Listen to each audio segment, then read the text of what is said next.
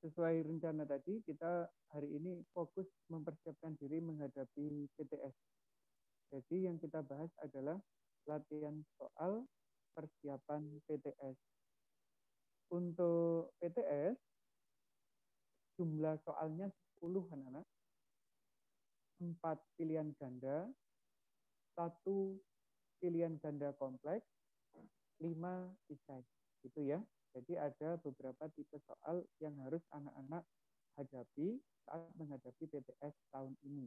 Ada perbedaan dibandingkan sebelumnya. Namun sebelum kita bahas, sebentar saya spotlight dulu video saya biar nanti bisa enak diakses anak-anak saat penjelasan. Mister, mohon maaf. Iya, Mbak. Suaranya kecil, Mister. Kecil lagi. Kayaknya ini Mbak, volumenya mengecil. Bentar, tak naik dulu. Bentar.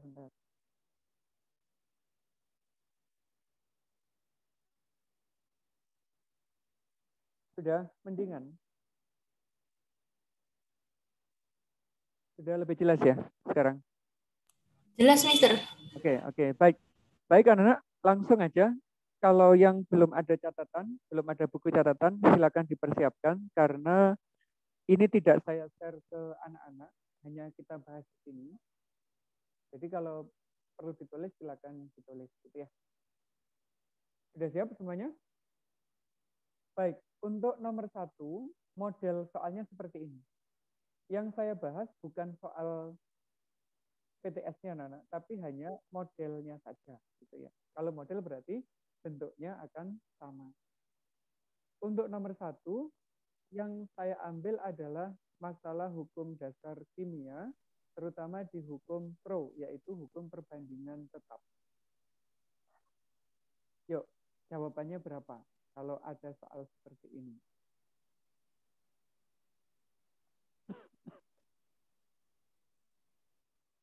Ada percobaan reaksi antara tembaga dan belerang yang mampu membentuk tembaga 2 sulfida. Data percobaannya seperti itu.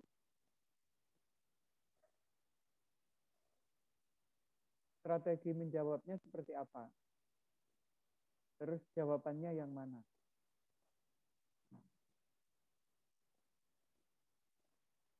Udah ada gambaran? Udah ada ide untuk jawab soal nomor 1 ini?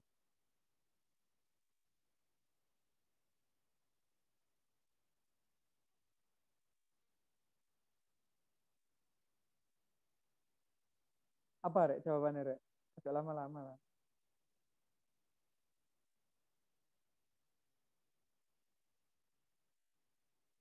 Kata kuncinya tadi kan sudah saya sampaikan. Ini menggunakan hukum terus, berarti perbandingan tetap.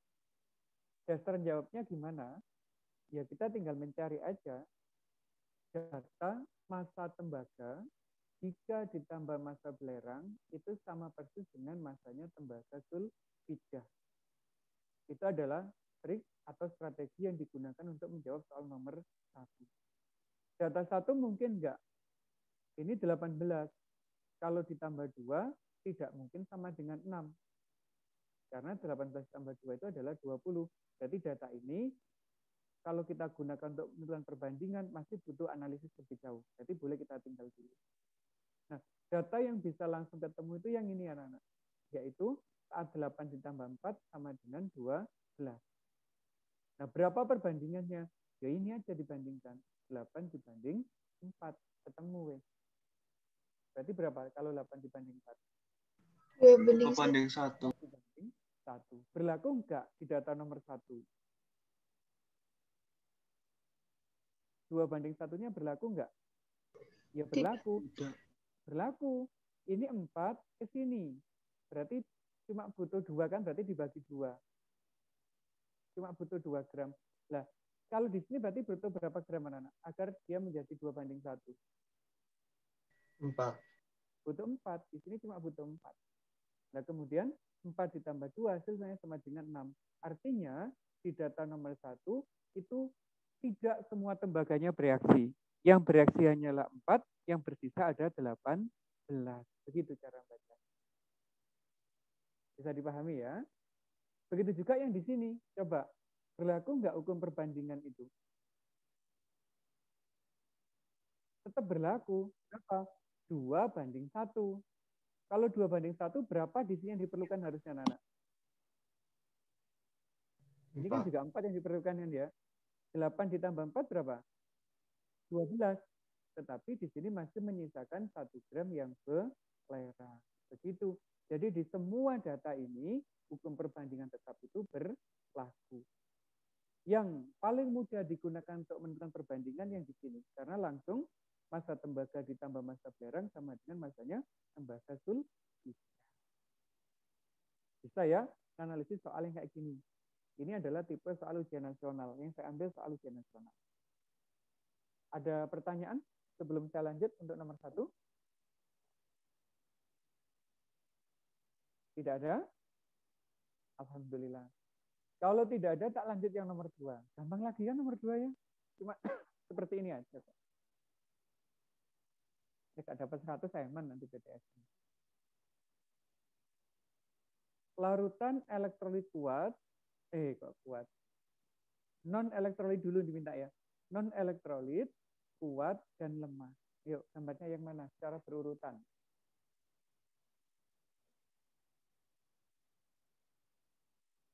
Non-elektrolit, kuat, dan lemah secara berurutan. Ada gambar kayak begini aja. 213, Mister. 213, betul. Luar biasa. Gampang ya. Cirinya yang non-elektrolit itu lampunya tidak menyala, tidak ada gelembung gas. Kalau yang kuat, lampunya menyala terang, banyak gelembung gas.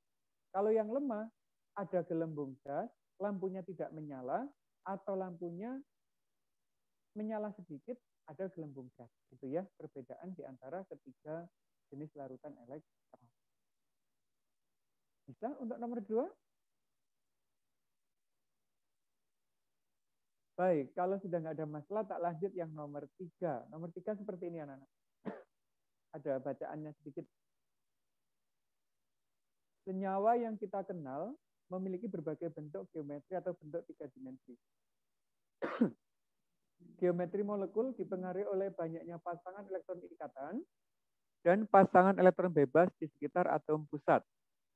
Selain mempengaruhi geometri molekul, keberadaan PEI dan PEB juga mempengaruhi polaritas suatu molekul. Ada data ini. Pertanyaannya di sini aja. Nah, yang benar ditunjukkan oleh nomor berapa? Ini ada 4 katanya. Itu. Ini benar enggak?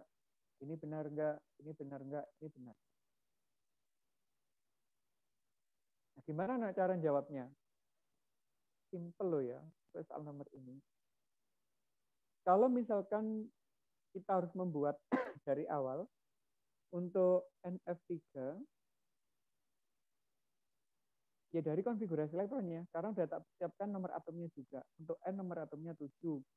Berarti kalau 7 itu konfigurasinya 1s2, 2s2, 2p3. Berarti valensinya ada 5 di situ. Gambar aja. 1, 2, 3, 4, 5. Berkaitan dengan F, sejumlah 3. Terus kita cari bilangan koordinasinya. 1, 2, 3, 4. Ketemunya 4 ya. Tapi dia punya bebas 1. Kalau punya bebas 1, berarti di atas. Ini yang ke samping, ini yang ke depan, ini yang ke belakang. Ini F, ini F, ini F. Apa geometrinya dulu anak-anak? Ini adalah segitiga piramida. Polar enggak segitiga piramid? Karena di sini ada elektron bebas, ini tidak bisa dihilangkan oleh vektor ikatan. Sehingga momen dipolnya tidak 0. Dia bersifat sebagai molekul polar. Berarti data yang pertama ini benar. NF3, geometrinya seperti ini, dia bersifat polar. Dan sekarang yang kedua, ada CCl4. CCl4. Kalau dikonfigurasi, C itu dapatnya 4 elektron valensi. Ini anak-anak. Terus kalau berkaitan dengan Cl, berarti begini. Mengikat 4 atom Cl, berarti bilangan koordinasinya kita bisa tentukan. 1, 2, 3, 4. Ini juga 4. 4 tidak ada yang bebas, berarti bentuknya asli. Nah, sini ya. Ini CL, ini CL, ini CL, ini CL. Apa geometrinya seperti ini? Tetra? Tetrahedral. Ininya bagaimana? Karena masih berikatan semua, berikatan normal, saling menghilangkan ikatannya, ini nilainya 0. Berarti dia bersifat non-polar. Begitu. Berarti data yang kedua, CCl4, geometrinya benar, sifatnya non-polar juga benar.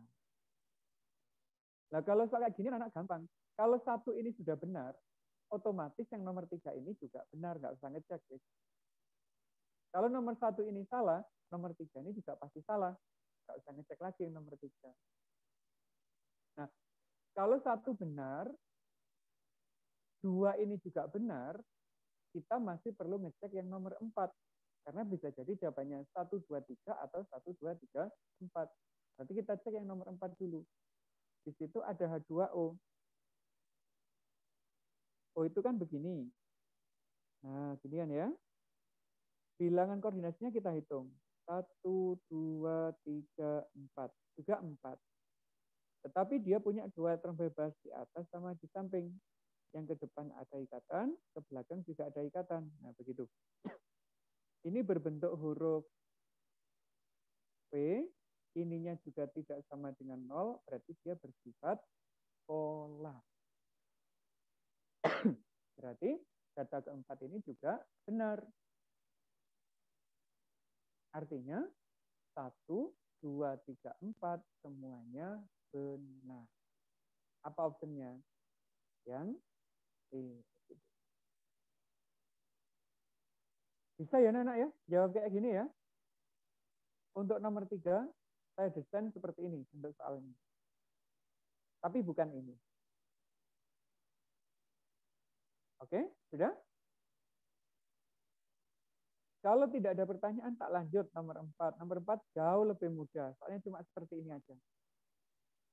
Apa tugasnya? Hanya mencari persamaan reaksi yang sudah setara. Setara itu berarti atom yang di kiri sudah sama dengan yang di kanan. Coba yang satu, setara atau belum? Setara. Setara. Kalau satu setara berarti 3 sudah kan ya? Yang nomor 2 bagaimana?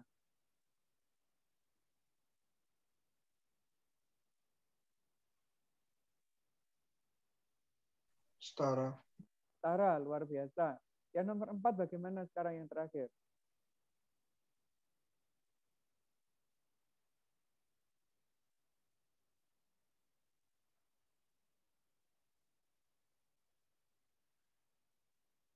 Setara atau belum yang Tidak. nomor 4? Tidak setara.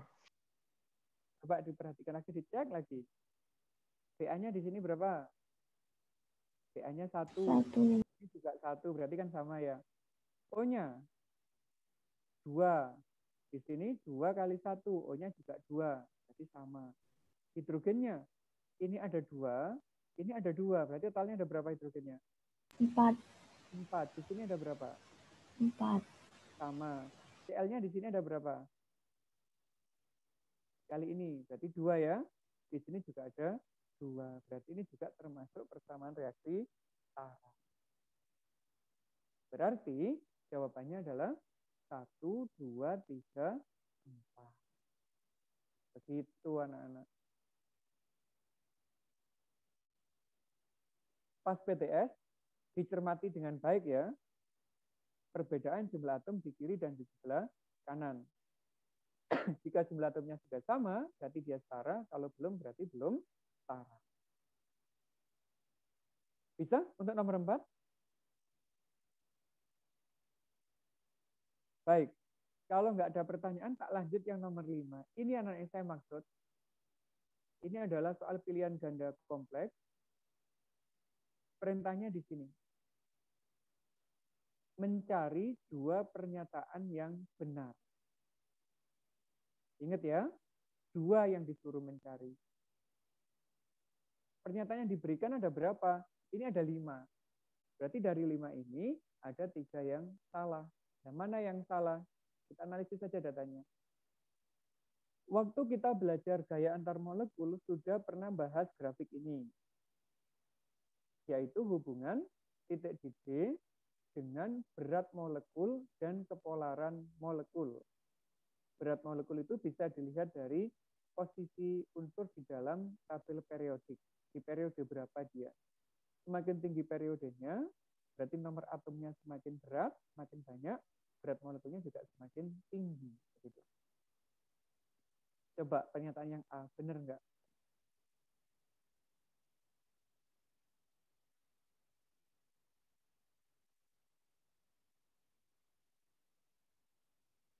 Yang A benar nggak kira-kira?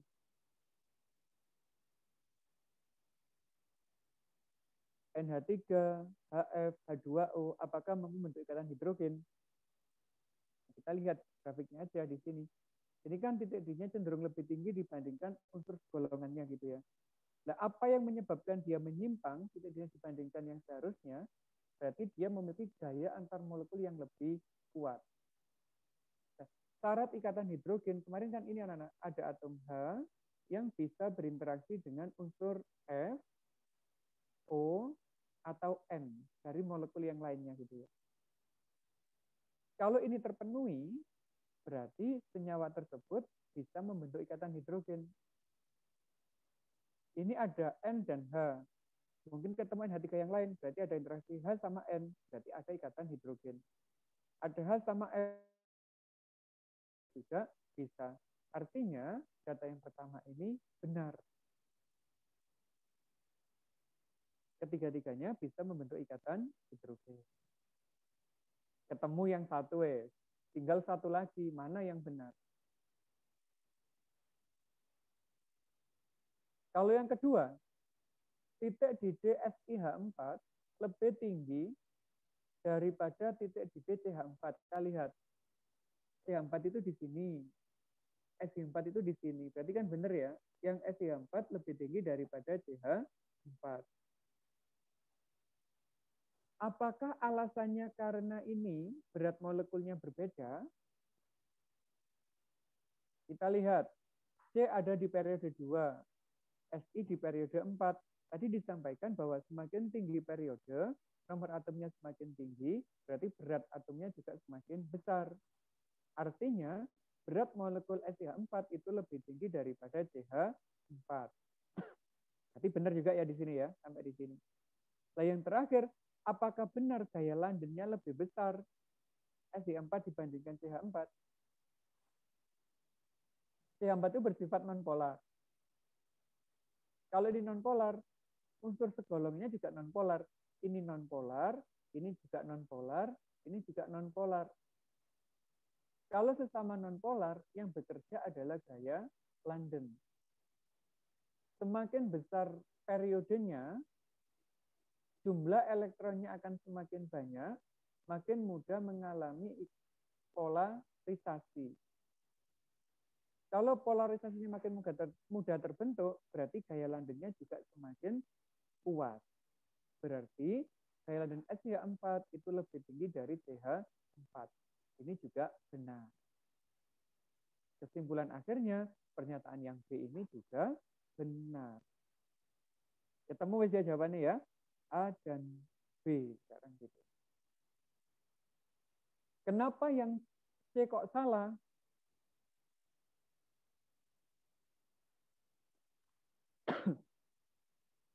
Karena ada kata ini anak-anak.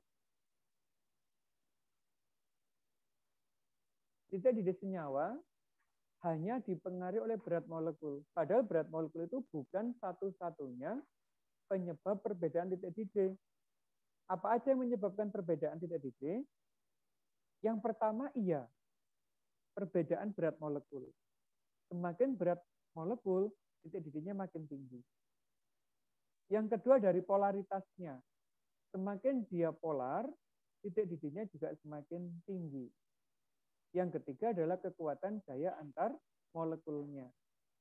Semakin besar gaya antar molekul, titik D-nya semakin tinggi. Contohnya ini, NH3 punya ikatan hidrogen. pH3 tidak punya ikatan hidrogen. Padahal keduanya adalah molekul polar. lebih kuat yang ikatan hidrogen, titik D-nya lebih tinggi yang NH3. pH3 dengan ASH3 ini juga satu golongan anak-anak. Tetapi berat molekul ASH3 itu lebih tinggi daripada pH3, walaupun keduanya sama-sama molekul polar. Sama-sama polar, perbedaan berat molekulnya. Jadi dari grafik ini tuh banyak informasi yang bisa kita dapatkan. Yang D, kenapa kok salah? SN4 itu di sini. Tertinggi untuk senyawa golongan 4A karena bersifat paling polar. Ini sempat saya singgung, CH4 itu non-polar. Berarti segolongan juga non-polar. Berarti penyebab salahnya itu di sini. Bukan karena kepolarannya dia semakin tinggi, karena faktor berat molekulnya. Makanya yang D ini salah. Sekarang coba dilihat yang ini anak, yang E. H2TE itu di sini H2TE. SPH3 itu di sini. HI di sini, SNH4 di sini. Yang paling tinggi H2TE karena memiliki gaya London yang paling besar.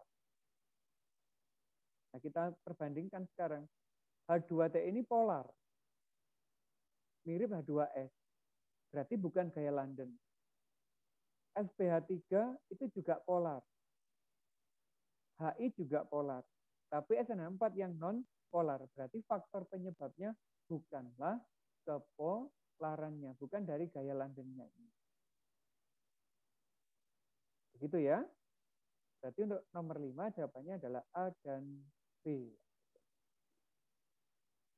Silakan kalau ada pertanyaan terkait dengan soal nomor 5. Enggak ada? Kalau tidak ada, tak lanjut yang tipe IC anak-anak. Tipe IC-nya juga ada 5 soal ini. Sudah saya siapkan semua. Apa yang nomor 6? Nomor 6 itu anak-anak diminta untuk menentukan geometri dan polaritas suatu molekul. Molekulnya adalah SF4. Berarti langkah pengerjaannya harus dimulai dari konfigurasi elektron. Ne 3s2 3p4 itu konfigurasinya S.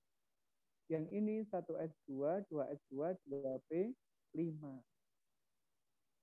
Valensinya 6, valensinya 7. Berarti S ada di tengah. 1 2 3 4 5 6. Ini berikatan dengan F yang pertama, kedua, ketiga, keempat. F-nya dilengkapi elektronnya, karena dia punya 7 ya. Ini juga sama. Nah, gitu. Kalau sudah, kita hitung bilangan koordinasinya. Ikatannya ada 1, 2, 3, 4, ditambah bebasnya 1 pasang. Berarti totalnya adalah 5. Kalau 5, geometri aslinya begini. Ini ke depan, ini ke belakang. Kalau ada bebas, ditaruh di sini elektronnya. Ini F, ini F, ini F, ini juga F. Apa anak bentuk molekulnya ini? Koordinasi 5, punya 1 elektron bebas. Itu adalah pisau atau jungkit. Karena dia punya elektron bebas 1 dan ini tidak bisa dihilangkan dua ikatan ini dan ini, berarti momen dipolnya itu tidak sama dengan 0 yang menyebabkan dia bersifat polar. Jadi cara jawab yang untuk nomor 6 itu seperti ini. Konfigurasi elektron, struktur Lewisnya, gambar geometrinya, baru ke namanya dan kepolarannya.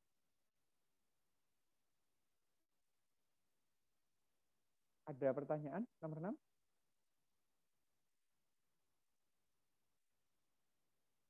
Nggak ada?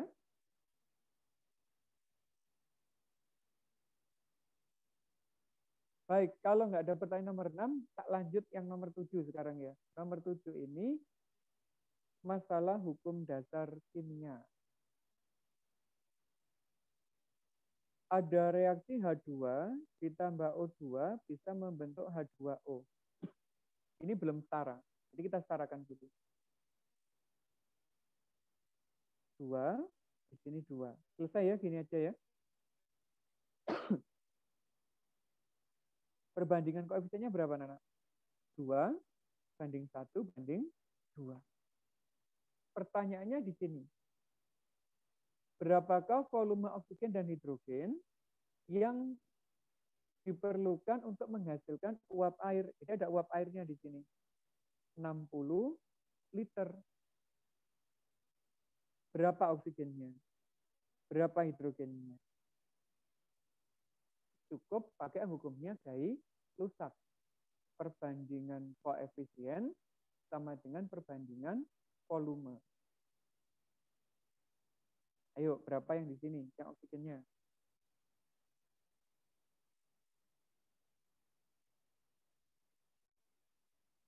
Dua banding 1.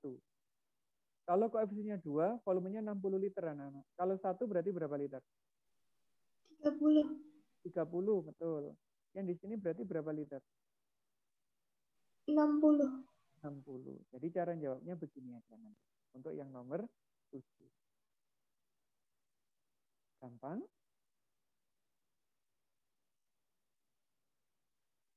Ada pertanyaan? Nomor 7?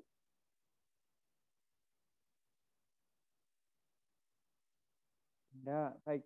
Kalau enggak, tak lanjut nomor 8 sekarang. Kalau nomor 8, anak-anak diminta mengurutkan daya hantar listrik larutan. Mengurutkan ada dua kemungkinan, anak ya. Dari kuat ke lemah atau dari lemah ke kuat. Tolong perhatikan dengan seksama perintahnya di sini. Untuk latihan ini diminta dari yang kuat ke lemah. Bagaimana cara mengurutkannya? Kalau ada senyawa kayak begini, M-nya sama lagi. Berarti harus tahu tipe senyawanya ya. Ini termasuk senyawa apa, senyawa apa, senyawa apa, senyawa apa gitu harus tahu. Yang pertama dulu, di situ ada NaCl. NaCl itu tipenya adalah senyawa ion, anak-anak. Kalau senyawa ion, dia selalu masuk sebagai elektrolit kuat. Berarti ionnya menjadi Na plus dan Cl min. Ion simbolnya N, ini satu, berarti jumlah N-nya adalah 2. Kalau molaritasnya adalah 1M, berarti dia kekuatannya adalah 2. Lihatnya begitu. Berbeda dengan CaCl2. Dia juga senyawa ionik, tetapi jumlah ionnya berbeda. Nah, begini. Ionnya ada 1 ditambah 2, ada 3. Berarti N-nya 3, dikali 1 kekuatannya menjadi 3. Yang NH4OH itu adalah basa lemah. Kalau basa lemah, berarti sebagai elektrolit lemah. Tidak usah kita urutkan di sini. Dan yang terakhir adalah NaOH. NaOH termasuk basa kuat. Kalau basa kuat, dia juga sebagai elektrolit kuat. Baru kita ionkan. Na plus ditambah dengan OH-. Ini N-nya juga 2. Kekuatannya 1M berarti juga 2. 2, 3, 2. Yang paling banyak, yang paling kuat. Berarti ini yang paling kuat, anak-anak. CaCl2 paling kuat. Diikuti oleh siapa? Ini sama-sama 2. Kalau sama-sama 2 berarti kekuatannya sama. NaCl boleh sama dengan NaOH. Yang paling lemah tadi siapa? Basa lemah, berarti NH4OH. Begitu cara jawabnya untuk nomor 8.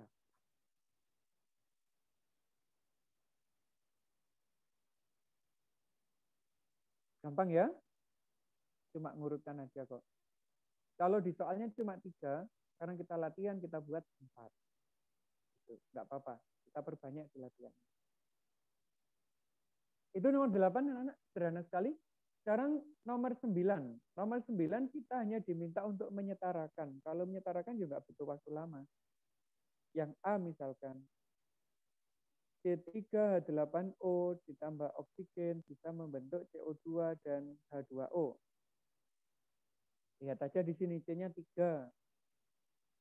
Di sini masih 1, berarti perlu dikasih koefisien 3.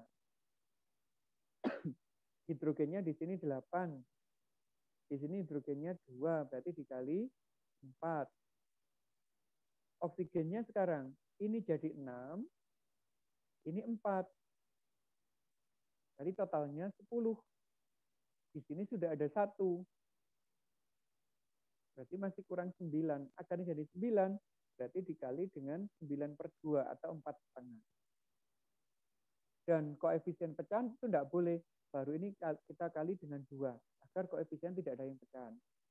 Menjadi 2C3H8O ditambah 9O2 membentuk 6CO2 dan 8H2. Itu untuk yang A. Seperti itu. Simpel kan ya? Kalau yang B bagaimana? Oh, yang B lebih gampang ini. Al ditambah H2SO4 membentuk Al2SO4 3 kali ditambah H2. Ini dilihat ini aja cukup anak-anak. SO4-nya ada 3 gitu ya. Berarti di sini SO4-nya masih 1. Agar sama, kita kali 3. Hidrogennya di sini 6. Di sini masih 2. Agar sama berarti dikali 3. Al-nya di sini 2. Di sini 1. Berarti dikali 2. Selesai, wes gitu aja. Untuk nomor 9. Tak butuh waktu 1 jam loh ya. Kerjakan PTS ini selesai. Ada pertanyaan nomor 9, silakan. Kalau ada, disampaikan. Tidak ada? Baik, kalau nggak ada, terakhir, nomor 10. Kalau nomor 10 ya materi terakhir kemarin ya. Sebanyak 8 gram logam kalsium. Apa simbolnya anak kalsium itu? Kita harus membuat persamaan reaksinya ini. Ca. Direaksikan dengan asam klorida, berarti HCl. Dia bisa menghasilkan kalsium klorida, CaCl2, dan gas hidrogen, berarti H2. Udah setara atau belum ini anak-anak?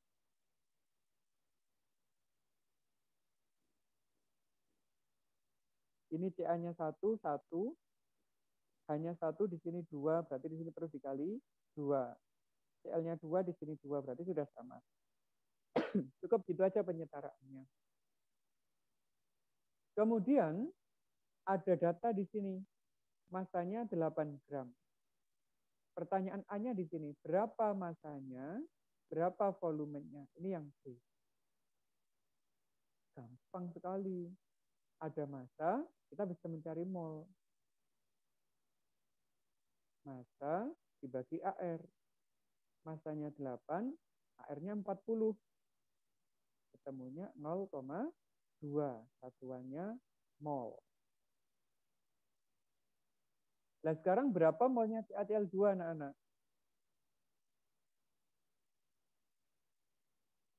Ternyata koefisien Ca dan CaCl2 itu sama. Kalau sama berarti molnya juga sama. Ini molnya adalah 0,2.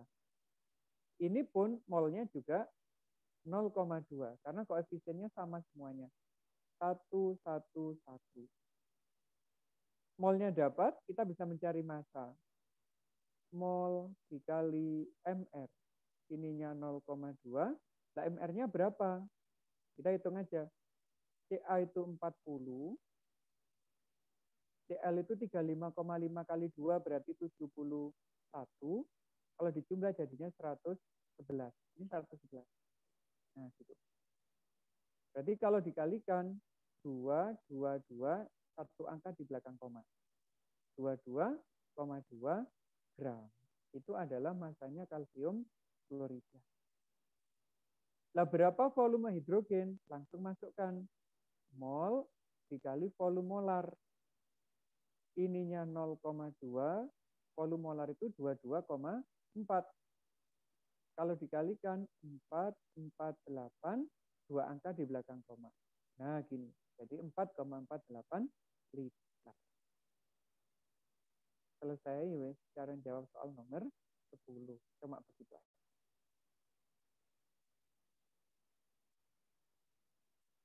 Masih ada pertanyaan? Silakan kalau ada pertanyaan.